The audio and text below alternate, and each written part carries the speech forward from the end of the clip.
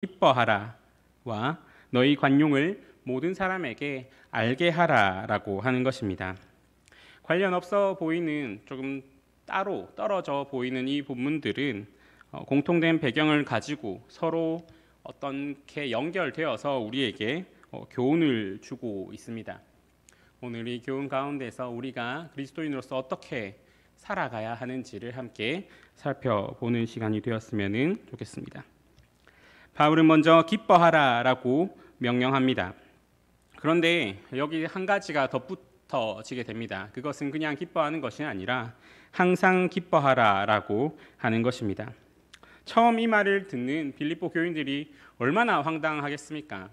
어떻게 사람이 항상 기뻐할 수 있는가라는 생각이 들 것입니다. 그런데 바울은 그 말을 예상한 듯 한 번 더 말합니다. 내가 다시 말하노니 기뻐하라.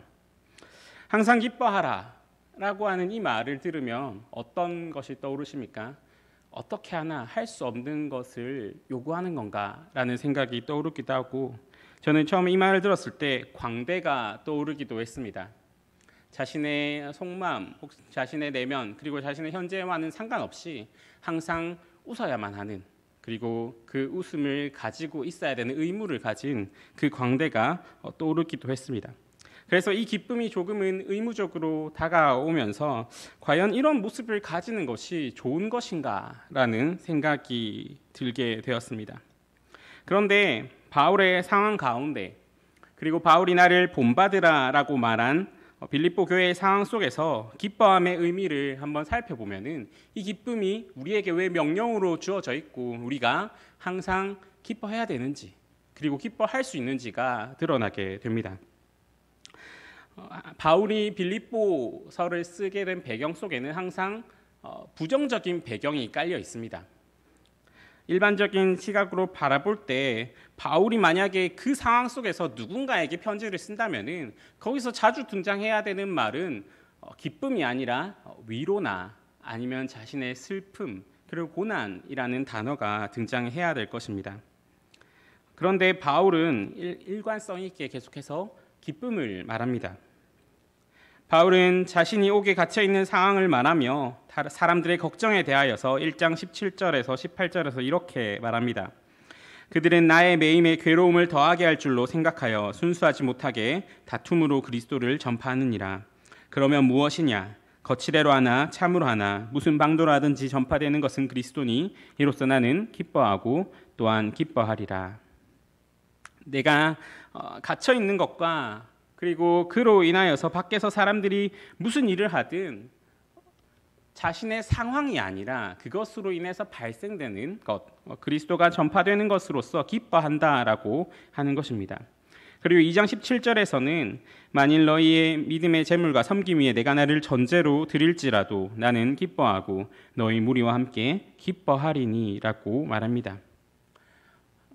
여기서 전제라고 하는 것은 제사에서 포도주가 부어지는 것을 의미하는데, 내 삶이 그리고 내 모든 것이 부어질지라도, 마지막 너의 삶을 위해서 모든 것이 희생될지라도 나는 기뻐하겠다라고 말하는 것입니다.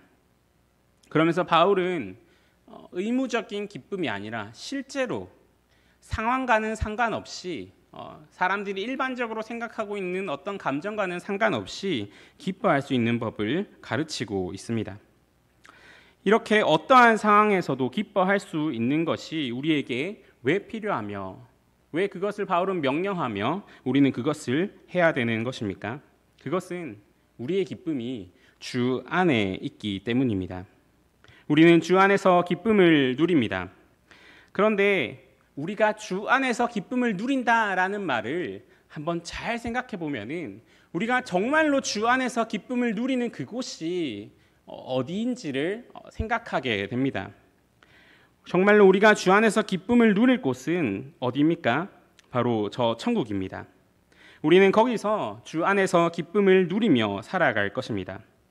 따라서 구원받아 새 생명을 입은 성도는 이 땅에서도 천국의 기쁨을 누리면서 살아가야 합니다.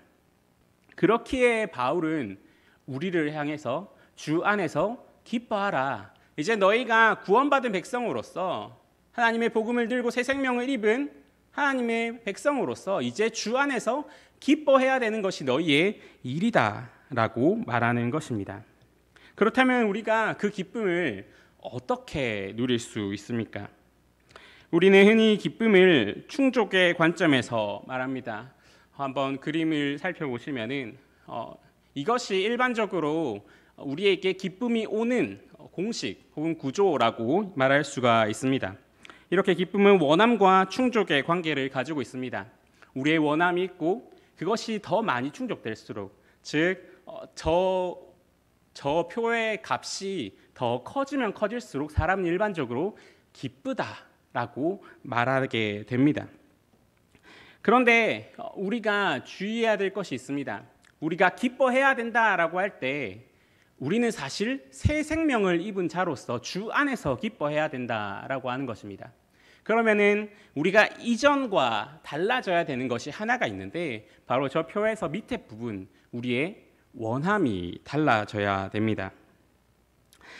우리가 주 안에서 기쁨을 누리기 위해서는 우리가 반드시 주 안에 있는 것을 원해야 됩니다. 그래야지 우리가 주 안에서 기뻐할 수가 있게 됩니다. 만약 이것을 원하지 않고서는, 주 안에 있는 것을 원하지 않고서 우리가 옛 본성을 따라서 세상 사람들이 원하는 것을 그대로 원하면서 내가 주 안에서 기뻐하길 원합니다, 내가 주 안에서 주님이 주신 것을 기뻐하길 원합니다라고 아무리 외쳐도 우리는 절대 그 기쁨을 소유할 수 없게 되는 것입니다. 제가 자취를 할 때, 대학생 때 자취를 할 때 명절 때 이제 집을 가면은 선물 세트가 많이 있었습니다. 그럼 이제 전 자취를 하기 때문에 거기서 제 살림을 장만해서 갔습니다. 근데 거기 선물 세트를 보면은 참 여러 가지가 있습니다. 거기 보면은 샴푸도 있고 비누도 있고 치약도 있고, 그리고 제가 가장 좋아하는 스팸 선물 세트도 있었습니다. 그리고 제가 별로 싫어하는 홍삼도 있었습니다. 그런데 어머니가 이것저것을 챙겨주십니다. 그런데 제 안에 있는 원함이 어떤 것입니까? 저는 실제적으로 이제 내 살림에 도움이 될 만한 것, 치약이나 샴푸나, 그리고 특별히 스팸 선물 세트를 받으면은 그것으로 인해서 정말 기뻐했습니다. 그런데 어머니가 항상 끼워주시는 것이 있었는데 바로 홍삼이었습니다. 이것을 받으면은 정말 난감합니다.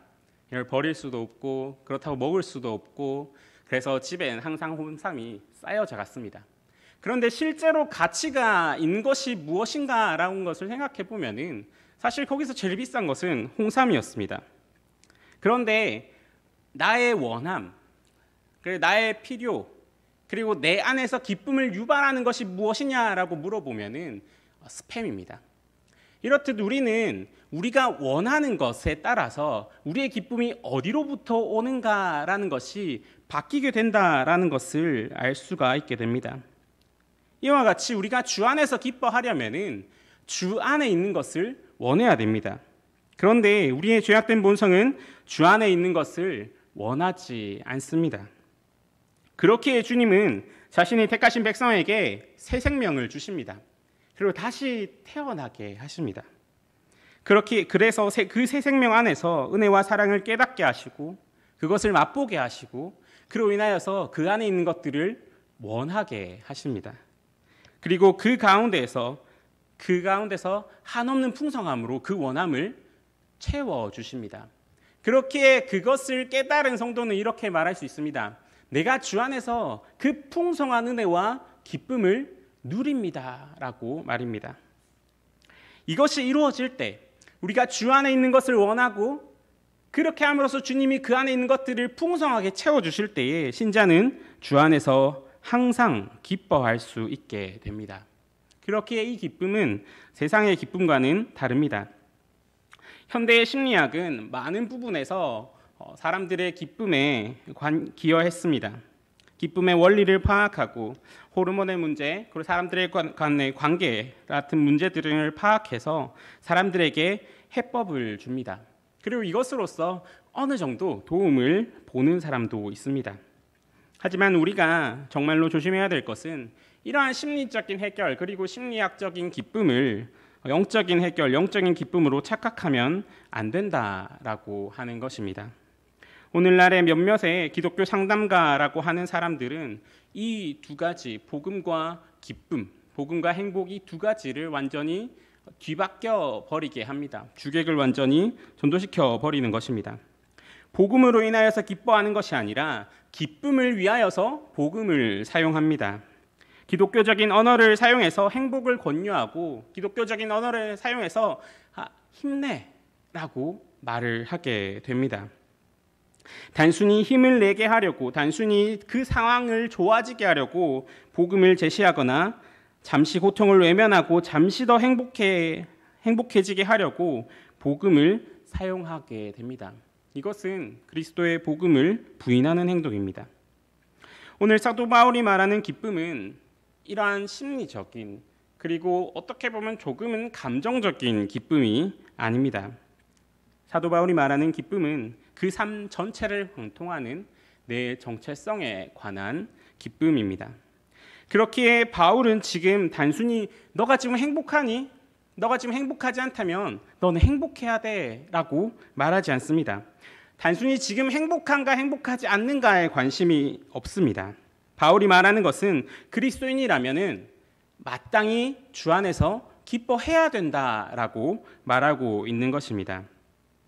더 이상 그 원함이 세상에 있지도, 그리고 없어질 것에 있지도 않기 때문에 언제나 어떤 상황에나 우리에게 언제나 풍성히 주시는, 언제나 만족하게, 그리고 없어질 것이 아니라 영원히 있을 것으로 그 기쁨을 채워주시는 그 안에 있기에 우리는 기쁨을 누려야 된다라고 말하며 기뻐하라라고 명령하는 것입니다.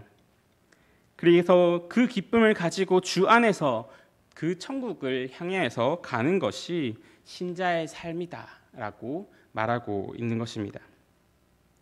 예수님의 대속하심과 그리고 구원하심으로 인해서 주신 새 생명이 원하는 바가 무엇입니까? 그것은 바로 하나님과의 관계의 회복입니다. 이것을 하나님은 풍성하게 채워주십니다. 우리가 구원을 받았다, 그리고 우리가 새 생명을 가졌다, 이제 주 안에서 살아간다라고 할 때 그것이 의미하는 단 하나의 의미는 이제 하나님과의 관계가 회복되었다. 이제 나는 죄 가운데 있지 않고 새 생명으로서 이제 하나님을 바라고, 하나님을 원하고, 하나님을 의지한다라고 하는 것입니다. 그리고 그 원함을 하나님은 풍성하게 채워주십니다. 어디서도 경험할 수 없었던 그 원함의 충족이 주 안에서 가장 풍성하게 이루어지는 것입니다. 그렇기에 바울은 로마서 8장 38절에서 39절에 이렇게 고백합니다. 내가 확신하노니 사망이나 생명이나 천사들이나 권세자들이나 현재일이나 장래일이나 능력이나 높음이나 깊음이나 다른 어떤 피조물이라도 우리를 우리 주 예수 그리스도 예수 안에 있는 하나님의 사랑에서 끊을 수 없느니라. 아멘. 우리가 이것을 진정으로 믿고 진정으로 고백하고 진정으로 맛볼 때 우리는 비로소 이제 어떻게 항상 기뻐할 수 있는가라는 것에 대한 대답을 얻을 수 있게 됩니다. 그 어느 것도 우리를 우리 주 예수 그리스도의 사랑에서 끊을 수 없기에 우리에게 있어서 그 기쁨은 항상 이어져 있고 항상 연속적으로 항상 기뻐할 수 있게 되는 것입니다. 어떠한 상황도 사망이나 생명이나 천사들이나 권세들이나 현재일이나 장래일이나 능력이나 높음이나 깊음이나 다른 어떤 피조물도 이 기쁨을 방해할 수가 없습니다. 심지어 우리가 죄를 지었을 때도 우리는 기뻐할 수 있습니다. 죄를 지었을 때 우리는 성령님의 책망하심을 받고 잠시 비참해집니다. 그 마음에 큰 무거운 짐이 우리 안에 있게 됩니다. 그러나 그 자리에서 계속 주저앉아 있는 것이 아니라 다시 성령님이 그리스도께 이끌고 가 주십니다. 그리고 돌아간 나를 여전히 씻어주시는 그리스도의 그 사랑 안에서 그 사랑을 느끼면서 우리는 다시 한번 거기서 기뻐하게 됩니다.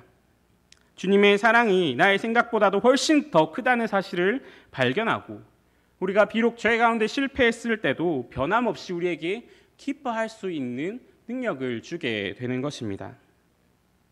이것을 깨달을 때, 우리가 이제 우리의 기쁨이 어디서부터 와야 되고 우리가 왜 기뻐해야 되며 이제 우리가 주 안에서 주님이 주시는 것으로서 기뻐할 수 있다. 우리는 항상 기뻐할 수 있고 항상 기뻐해야 된다라는 것을 깨달을 때 우리가 취할 수 있는 태도가 바로 관용입니다.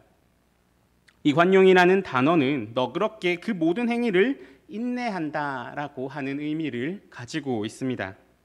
이 관용의 성격을 알 수 있는 곳이 하나가 있는데 그것은 바로 디모데전서 3장 3절입니다.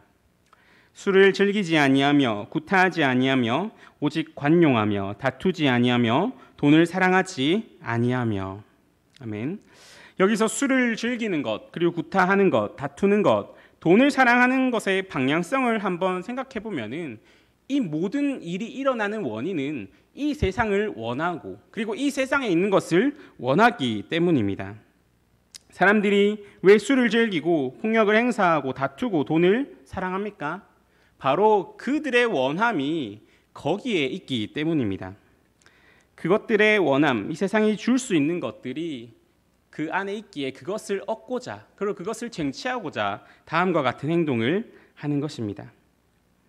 하지만 그들이 잡으려는 것은 동시에 허상이며 결국 붙잡지 못할 기쁨이 됩니다.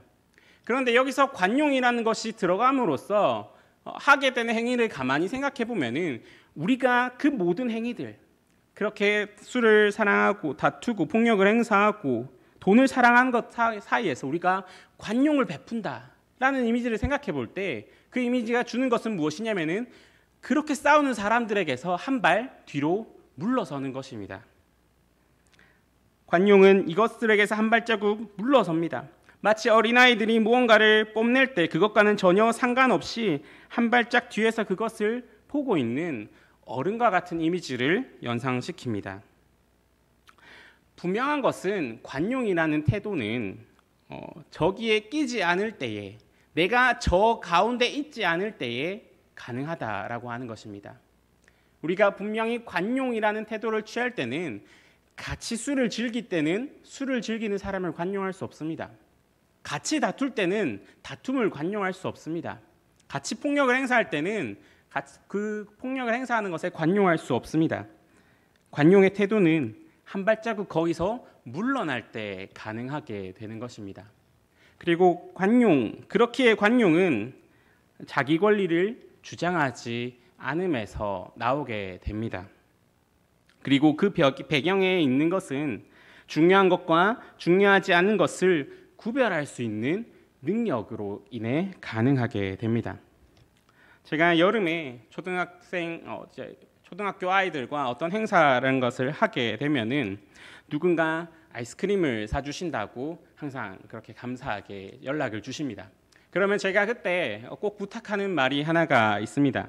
그것은 모두 같은 종류로 부탁드립니다 하는 것입니다. 왜 그렇겠습니까?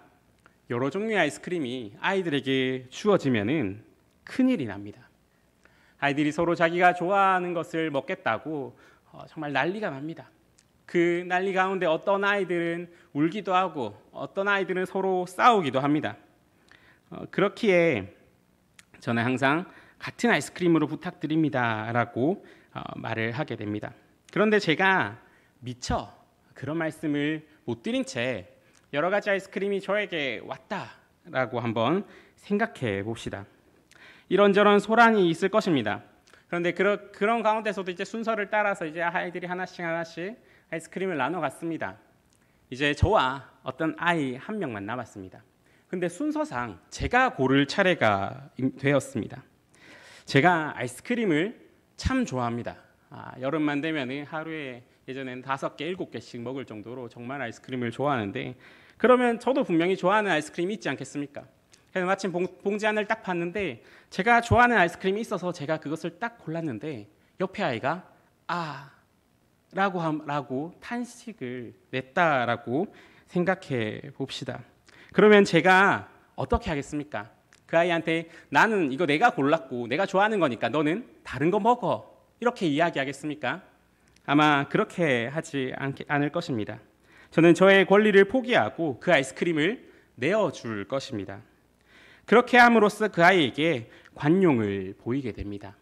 저의 권리를 포기함으로써 그 아이에게 관용을 보이게 되는데, 그런데 그렇게 함으로써 저는 또 한 가지의 메시지를 그 아이에게 전달하게 됩니다. 그것은 무엇이냐면은 이것은 그렇게 중요한 게 아니다라고 하는 것입니다. 이처럼 관용이라는 것에는 권리를 포기함과 그리고 정말로 중요한 것이 무엇인가를 알려주는 것이 드러나게 됩니다. 그러면 우리는 본문의 말씀처럼 너희 관용을 모든 사람에게 알게 하라라고 할 때에 무엇을 포기하고 무엇을 알려주어야 하겠습니까? 세상에 속한 것을 포기함으로써 우리는 주 안에 있는 것이 중요하다라는 것을 알게 해 주어야 합니다. 저 자신도 참 안 되는 것이지만은 계속 노력하는 것이 있습니다. 그것은 바로 손해를 보는 것입니다. 그게 돈이든 시간이든 손해를 본다라는 것은, 그리고 특별히 사람과 사람 간의 관계에서 손해를 본다라는 것은 우리로 하여금 참 어려운 마음을 가지게 합니다. 그리고 손해를 본다라는 행위는 우리 마음에 어떤 잘못된 마음을 불러일으켜서 다툼에 끼어들게 합니다. 한 발짝 물러서는 것이 아니라 그 안으로 푹 들어가게 해버립니다. 하지만 결국 이것을 통해 나타나는 것이 무엇이겠습니까? 나의 원함이, 나의 바람이, 나의 가치가 거기에 있다라는 것을 말하게 되는 것이 아니겠습니까? 그렇기에 주 안에서 기뻐하고 주 안에 있는 것을 원하고 그 안에서 풍성함을 누린 자만이 할 수 있는 것이 관용이고 손해를 보는 것입니다. 이제 그것이 중요하지 않기에 한 발짝 뒤로 가서 기꺼이 나의 권리를 포기할 수 있는 것입니다. 우리는 이런 관용을 모든 사람에게 보여야 합니다. 모든 사람에게입니다. 우리가 어디에 있든지 어떤 사람과 만나든지 그것을 보여야 합니다. 누군가 무언가 다툴 일이 생겼습니까? 관용을 보여야 합니다. 돈과 관련되어서 문제가 생겨도 우리는 관용을 보여야 합니다. 우리가 어떤 손해볼 일이 생겼어도 관용을 보여야 합니다. 우리는 그렇게 함으로써 무언가를 전달하게 됩니다. 그것이 무엇이냐면은 본문의 말처럼 주께서 가까우시다 하는 것입니다. 당신은 그것이 정말로 중요하다라고 생각하여서 그것으로 인해서 다투고 그것으로 인해서 싸우고 그것에 정말로 집착을 하지만은 정말로 중요한 것은 그것이 아닙니다. 정말로 중요한 것은 주께서 가까우시다라고 하는 것입니다. 그것이 당신의 삶의 기쁨을 주거나 불행을 없애줄 것이라고 생각하지만 나는 그렇지 않다는 것을 압니다. 정말로 중요한 것은 주 안에 있는 것입니다 라고 하는 것을 우리의 관용을 통하여서, 그리고 그 관용을 모든 사람에게 보임으로써 알게 하여야 된다라고 하는 것입니다. 그렇게 바울은 5절에서 너희 관용을 모든 사람에게 알게 하라, 주께서 가까우시니라 라고 말합니다. 따라서 그 말씀을 받은 우리는 이제 우리의 기쁨이 어디 있는지를 알게 된 우리는 모든 사람에게 우리의 관용을 알게 함으로써 주께서 가까우시다라고 하는 것을 알려주어야 합니다. 물론 이것이 참 어렵습니다. 지금 우리의 상황이, 그리고 나의 환경이 그것을 더 어렵게 할 수도 있습니다. 바울이 나의 상황이었다면 그런 말을 할 수 있었을까라는 생각이 들 수도 있습니다. 하지만 이 말을 하고 있는 바울의 상황을 생각해 봅시다. 바울은 지금 호화로운 궁전에서 이 말을 하고 있는 것이 아닙니다. 바울은 지금 자리 찬 감옥에서 이 말을 하고 있습니다. 바울은 지금 죽음을 기다리며 이 말을 하고 있습니다. 우리의 상황이 힘들 수 있습니다.